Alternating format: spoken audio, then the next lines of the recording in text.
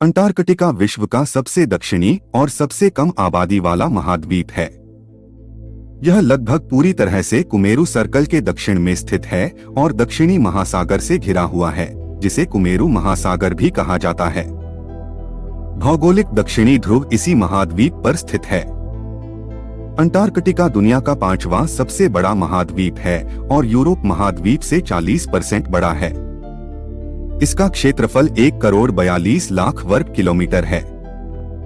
Antarctica का अधिकांश भाग बर्फ से ढका हुआ है, जिसकी औसत मोटाई 1.9 किलोमीटर है। अंटार्कटिका आमतौर पर अन्य महाद्वीपों की तुलना में ठंडा, शुष्क और हवादार है और इसकी औसत ऊंचाई सबसे अधिक है। यह मूलतः एक ध्रुवीय रेगिस्तान है, जिसके तटीय क्षेत्रों में वार्षिक वर्षा 200 मिमी से अधिक और अंतर्देशीय बहुत कम है। दुनिया के लगभग 70% ताजे पानी के भंडार यहीं जमे हुए पाए जाते हैं और इसके पिघलने से दुनिया का समुद्र स्तर लगभग 60 मीटर बढ़ जाएगा। पृथ्वी पर अब तक का सबसे कम तापमान अंटार्कटिका में -89.2 डिग्री सेल्सियस दर्ज किया गया है।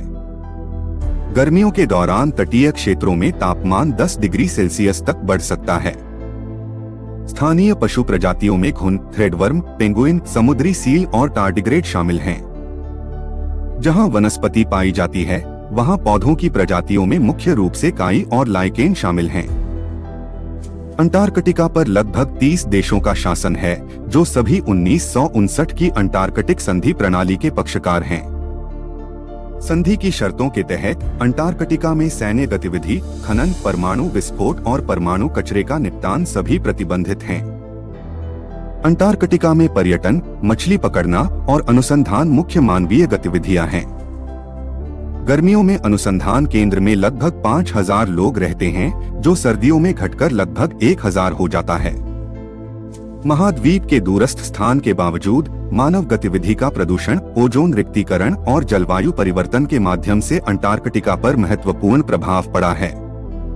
अंटार्कटिका का लगभग 98% भाग पृथ्वी पर सबसे बड़ी बर्फ की चादर से ढका हुआ है, जिसे अंटार्कटिक बर्फ की चादर कहा जाता है, और यह ताजे पानी का सबसे बड़ा भंडार है।